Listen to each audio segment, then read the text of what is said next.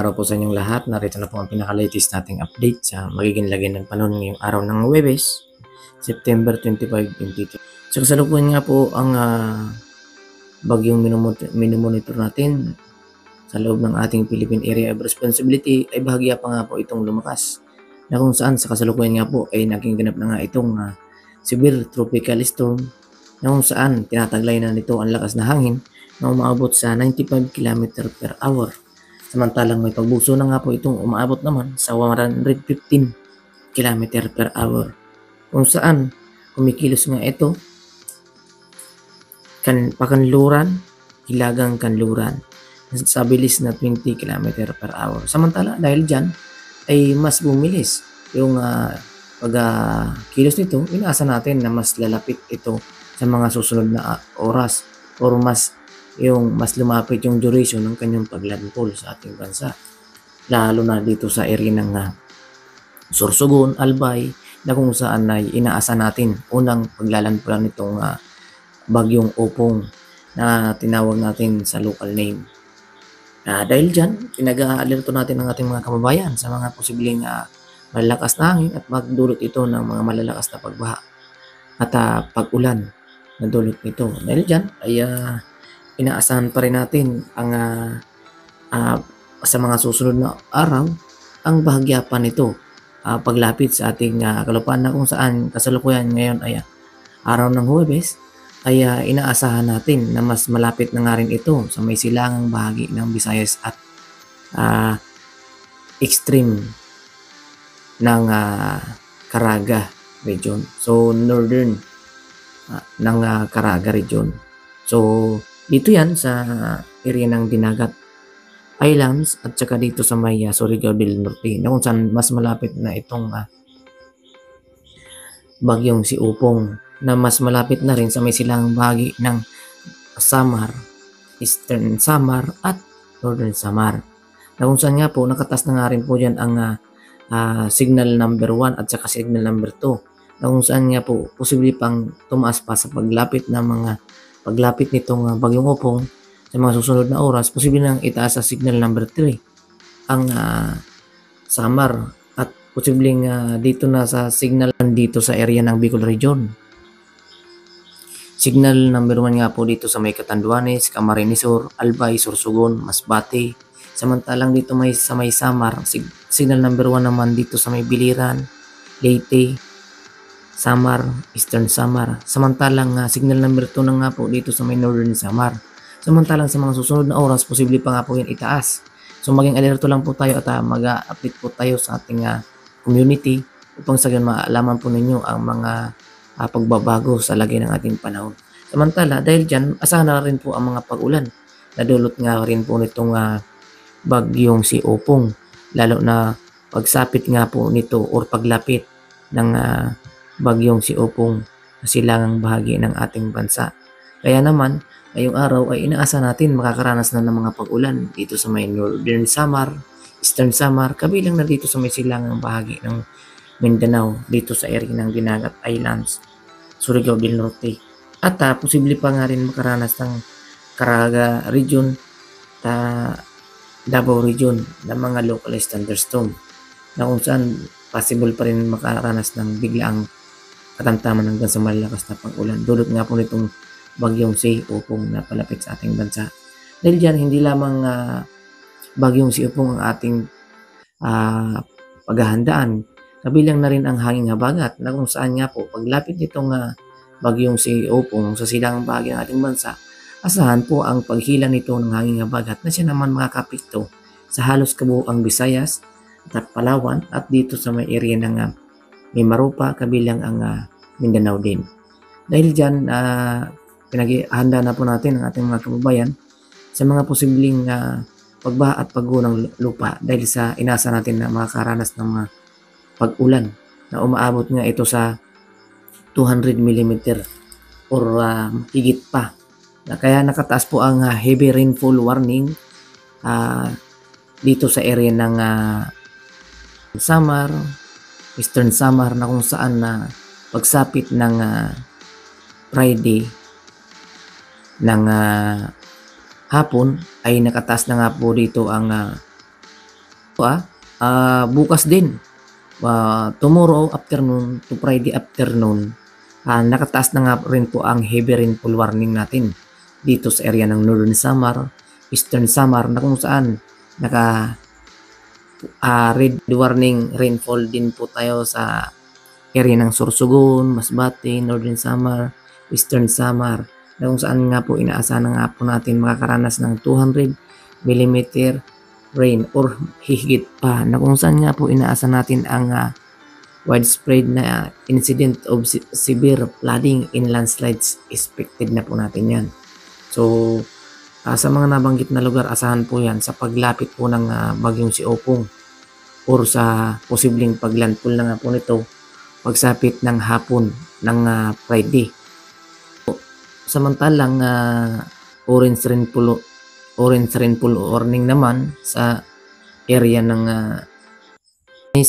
Samar, Albay, Camarines Sur, Camarines Norte, Quezon, at dito sa area ng Marinduque, kung saan 100 to 200 mm naman ang ating inaasahan na mga pag-ulan, na kung saan naman numerous flooding events are likely, especially in areas that are urbanized, low-lying, or near river. Landslide likely in moderate to highly susceptible areas. So sa mga malalapit po sa mga tabing ilog or dagat, maging alerto po sa mga biglaang pagtaas ng alon o kaya naman pagkakaroon ng pagbaha sa mga mababang lugar. Kaya po maging alerto po tayo. Samantalang 5200 naman ang inaasahan natin ng mga pag-ulan dito sa area ng Leyte, Northern Leyte, Cebu, Negros Occidental, Negros or Occidental, Guimaras, Iloilo, Capiz, Aklan, Antique, kabilang nga rin po ang Romblon dito sa area ng Oriental Mindoro, Occidental Mindoro, Batangas, Cavite, Laguna, Palawan, na kung saan inaasahan natin ng 50 to 100 mm rain, na kung saan nga po ito po yung tinatawag nating localized flooding is possible mainly in the areas that are urbanized, low-lying, or near river. So sa mga malalapit po sa mga ilog, at maging alerto po tayo sa mga biglaang mga pagbaha. So ito po ay tinatawag nating localized, so possible din hindi itong yung tatagal. So magbaha man po siya, yung bigla rin siyang huhupa or hindi siya gaanong katagalan. Hindi katulad po nung mga nasa red alert at saka orange rainfall warning, kaya asahan po natin na medyo matagal-tagal po yan na pag-ulan, na kung saan asahan po ang pagbaha po talaga. So dahil yan, sa mga hindi po nabanggit ay asahan pa rin po na makakaranas din po sila ng bagyang mga maulap na papurin at mga kalat-kalat din po ng mga pag-ulan. Dahil hindi po porkit hindi po tayo sa weather advisory na possible na magkakaroon ng pagbaha at pagguho ng lupa, ay maging alerto pa rin po tayo dahil sa pinagsamang epekto ng mga weather system, na kung saan nga po meron pa rin tayong minomonitor ng hangin abagat at saka dito sa may silangang bahagi ng ating bansa, na kung saan may minomonitor tayong bagyo na posible na nga po itong maging typhoon category pagsapit po mamayang hapon or gabi. So ngayon po ay nasa severe na po ito. Yun na nga po, may taglay na nga po ito na 95 km per hour. Ito po ay sustained wind na po yan. So tuloy-tuloy po yan, sustained wind. And then ang 115 km naman yung tinatawag natin gustness or yung pagbugso, yung bigla ang lakas ng hangin. So ito po yung tinatawag nating gustiness. So samantalang kumikilos ito kanluran, hilagang kanluran, sa bilis naman na 20. So mas bumilis nga po siya. So meaning yung duration ng paglan po nila sana nung mga nakaraang ulat natin ay dapat medyo sana madaling araw pa ng Friday. So ngayon dahil bumilis ito, so mas bibilis nga rin po ang paglapit dito sa ating kalupaan. So mas yung duration niya na paglandfall, so maaga. So maging alerto po tayo dahil upang sa ganun malaman po ninyo ang paglandfall nitong bagyong si Opong.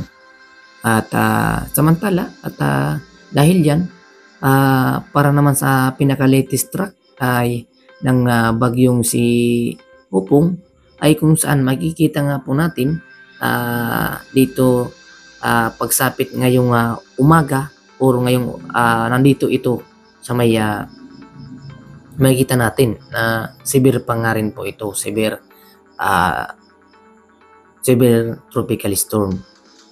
At samantala, pagsapit nga po ng hapon, ngayong hapon ay inaasahan natin na mas lalakas pa ito or mag-i-enhance or may intensify pa into typhoon category, na kung saan kung ito ay inaasahan natin ang sustained wind niya ay 95, ay inaasahan na po natin masusustained wind niya na po ang 120 km per hour. So isipin po natin yan ang bugso po niyan ay mas mahigit pa, mas malakas pa nga po, na mas possible pa nga umabot po nga yan sa 185 ang pambugso po ng typhoon na ito, dahil sa nasa typhoon category na po ito. So asahan po yan na kung saan maihalin tulad po natin yan sa may sasakyan na may bilis na 120 km per hour. Sustained wind po yan, walang hinto. And yung pagbugso po niyan, mas malakas pa. So yan po yung pinaghahandaan natin, na yung ibang typhoon ay mahina dahil sa may category po ang mga bagyo. May tropical depression, tropical storm, severe. Nasa pang-apat na kategory na po tayo. Typhoon category ang pinag-uusapan na po natin dito Hindi ito basta-bastang mahinang bagyo lang. Kaya pag tinamaan tayo ng sentro nito, asahan ang malakas na hangin talaga, na kaya itong magpabuwal ng puno or makasira ng mga light material ng mga bahay. So kayang-kaya po nitong pabuwalin. So yan po yung pinaghahandaan po natin sa ating mga kababayan, lalo na doon sa mga babang lugar na bahain, na kung saan nga po pagdaan nga nitong bagyo, asahan din po ang torrential na mga pag-ulan. At posible nga ang paglambot ng lupa na nakakabahala din doon sa mga kababayan natin na sa malalapit sa ilog at mga bundok. So ayan po yung ating senaryo. So kung makikita nga po natin dito sa pinaka-latest track, pagsapit ng Friday ng umaga 2 AM, pitsa 26 ng September, mas lumapit na nga po ito sa may northern ng Samar region. So may northeastern Samar. So kung isipin natin yung cone of probability niya, yung sentro, ay hagip na po nga nito ang buong Samar at kabilang din ang Bicol region. Pagsapit pa lang po yan ng Friday na madaling araw.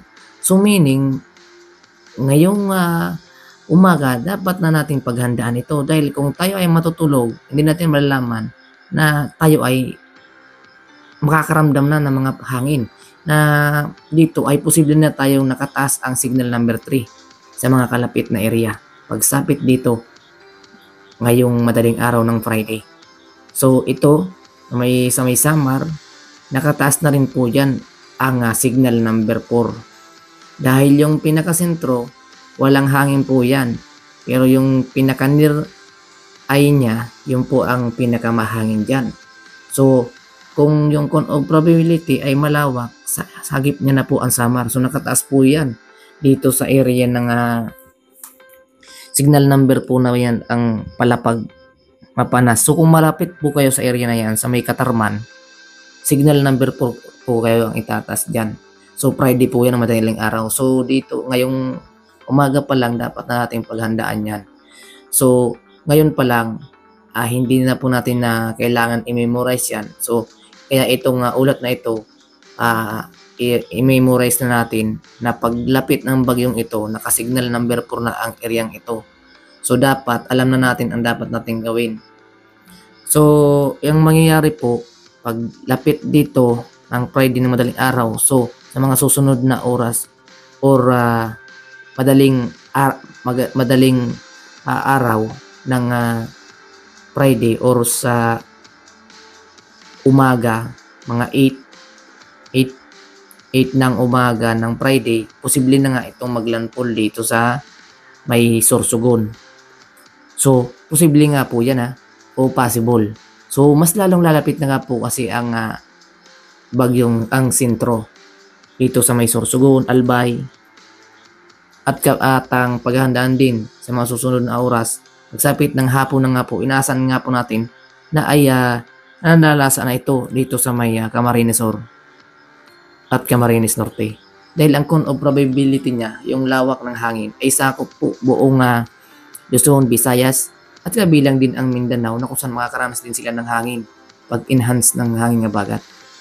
Samantalang pagsapit naman ng Sabado ng madaling araw, inaasahan na natin na katawid na ito ng ating kalupaan. Ngunit nasa Philippine Area of Responsibility pa ito or sa loob pa ito ng ating Philippine Area of Responsibility.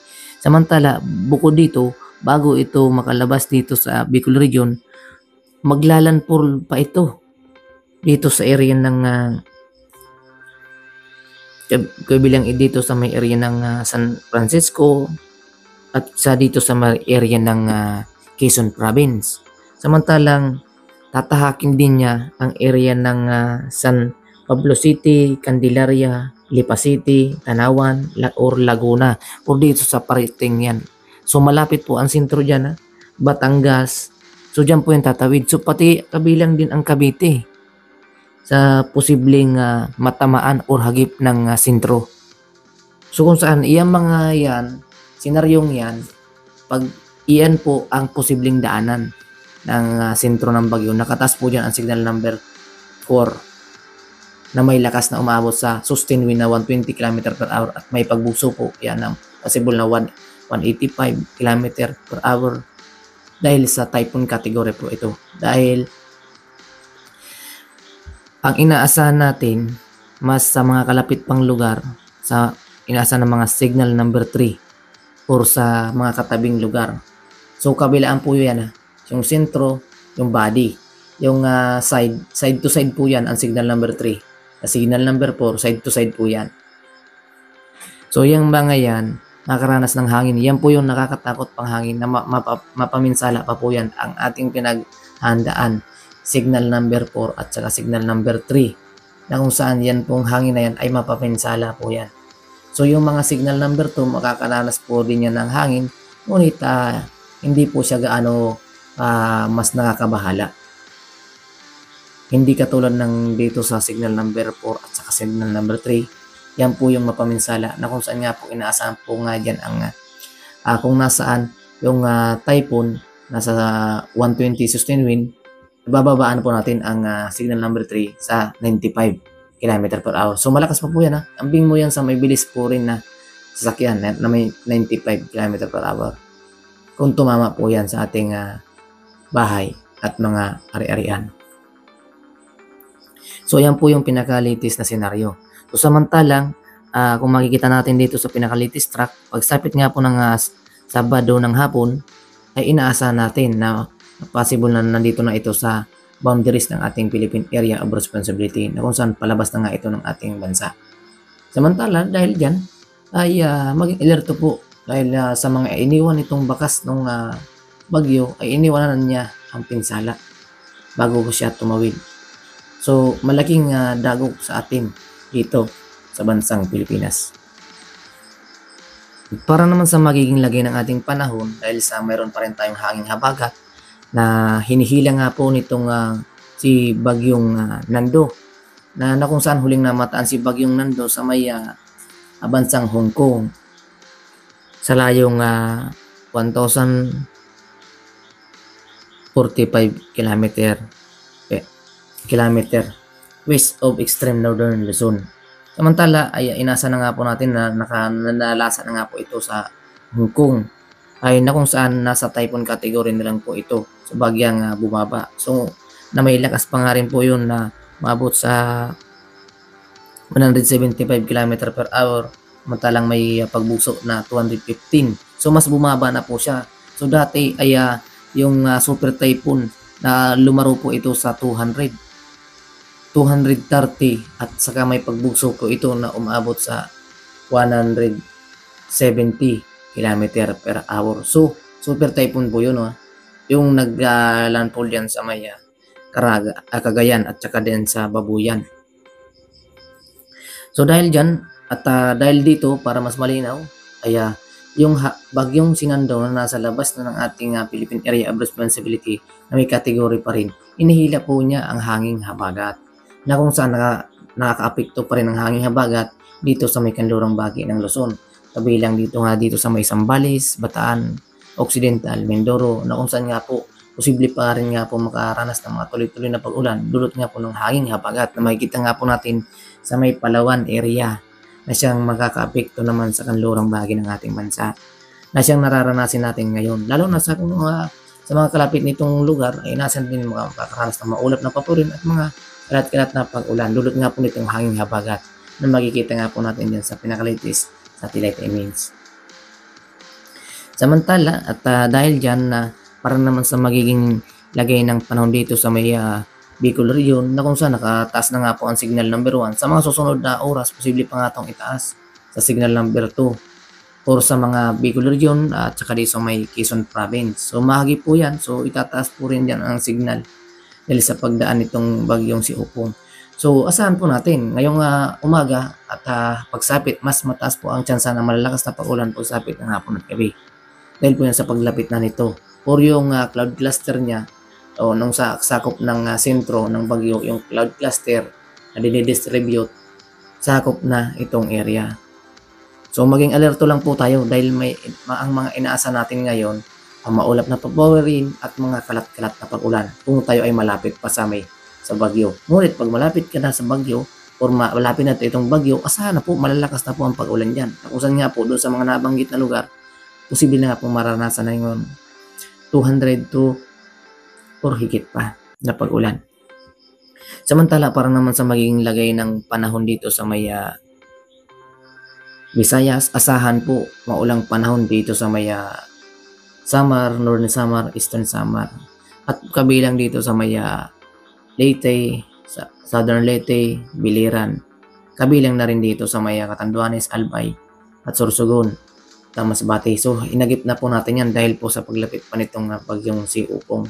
So yung mga nabanggit na lugar, makaranas na po yan na posibleng mga tuloy-tuloy na pag-ulan ngayong araw. Samantala sa mga lalabing bahagi ng bansa or dito sa may Visayas, sa may kanlurang bahagi ng Visayas, dahil sa paghila nga nitong bagyong si Opong sa hanging habagat, asahan na rin, makakaranas na rin po ng mga maulap na papurin at mga kalat-kalat na pag-ulan dito sa may Aklan, Capiz, Antique, Iloilo, Guimaras, Negros Occidental, Negros Oriental, kabilang na rin ang Cebu at Bohol. Na kung saan posible na nga rin makaranas sila ng mga maulap na papurin at mga biglaan ng mga pag-ulan, katamtaman hanggang sa malalakas na pag-ulan. At yan po ang pinaghahandaan natin na pinag-iingat na po natin ang mga kabayan natin sa mga biglaang pagbaha at pagguho ng lupa. Kaya maging alerto lang po tayo dahil sa mayroon nga po tayong pinapantayang bagyo sa silangang bahagi ng ating bansa. Dahil asahan na po natin yung maulap na papurin na kung makaranas man tayo na pagsikat ng araw ay isolated na po yan. So isolated or sa mga susunod na naman na oras ay ayan na naman po yung maulap na papurin. So ganoon po magiging senaryo. Para naman sa magiging lagi ng panahon dito sa may Mindanao, inaasa natin makakaranas din ng mga pag-ulan at maulap na papurin na mas mataas ang sa mga pag-ulan dito sa may Dinagat Islands, Surigao del Norte, kabilang ang Northern Agusan del Norte, Surigao del Sur at Agusan del Sur. So yan pong mga nabanggit na yan, mataas po ang tsansa ng mga pag-ulan dahil sa paglapit nitong bagyong si Opong. Samantala, dito sa may Davao region, asahan na rin po na makaranas din sila ng pag-ulan. Ngunit mas mataas po ang level ng pag-ulan dito sa northern portion ng Mindanao or sa northeastern Mindanao. So, samantala, dito naman sa magiging lagi ng panahon sa may Tawi-Tawi, Sulu, Basilan, Zamboanga Peninsula, Autonomous Region ng Muslim Mindanao, Soc-Sargen at kabilang nga rin ang Northern Mindanao, ay posible pa rin makaranas sa maulap na papurin at mga kalat-kalat na pag-ulan at mga localized thunderstorm. dulot nga po na yan ng tinatawag natin trap or extension ng bagyong si Opong, na mas malawak na nga po yung sakop nitong bagyong si Opong dahil sa pag-i-enhance pa. So inaasahan pa tayong pag-enhance dahil sa mayroon pang category na kanyang papasukin. Yung category na yun ay typhoon category. So pang-apat na category na po yan. So kaya pag bawat step may tumataas po ang signal. Signal number 1 sa tropical depression, signal number 2 sa tropical storm, signal number 3 sa severe tropical storm, signal number 4 ang typhoon category, samantalang signal number 5 naman yan sa super typhoon, na kung saan yun ang pinakamataas na category na itinataas natin sa bansang Pilipinas or sa mga pumapasok na bagyo. So may 5 category lang po tayo. Pero yung bilis po niyan or lakas, nakadepende na po yan. Kaya maging alerto na po yan dahil sa kung maging updated po kayo sa mga bagong ulat panahon. Kung sa gayon maging kapaghanda po tayo. Para naman sa maging lagay ng ating karagatan sa kasalukuyan ay inaasa natin makakaranas na ng mga bagyang pagtaas ng alon dito sa may silangang bahagi ng Visayas, Mindanao at kabilang dito sa may Bicol region dahil sa paglapit nitong bagyong si Opong, na kung saan mapanganib sa mga kababayan nating mga maliliit na sakyang pandagat, lalo naman na pumalaot pa dito sa area ng mga nabanggit na lugar. Samantala, dahil sa paglayo naman itong si bagyong Opong, ay posible nang magiging light to moderate or katamtaman ang mga pag-alon dito sa may kanlurang bahagi ng ating bansa, dito sa may area ng kanlurang bahagi ng Luzon at kabilang naman sa kanlurang bahagi ng Palawan at Visayas, Mindanao. So, magiging moderate to rough sea condition na lang po yung magiging natin dyan, lagay ng ating panahon. Ngunit iba yung pag-iingat pa rin po sa ating mga kababayan mga isda. So, yan po yung pinaka-latest update natin ngayon. At para sa mga bagong ulat panahon, mag-subscribe po kayo sa aming YouTube channel. At huwag kalimutang mag-share upang sa gayon marami po tayong maabisuhan mga kababayan ng nangangailangan ng update ukol sa magiging lagay ng ating panahon. Maraming salamat sa inyo and God bless.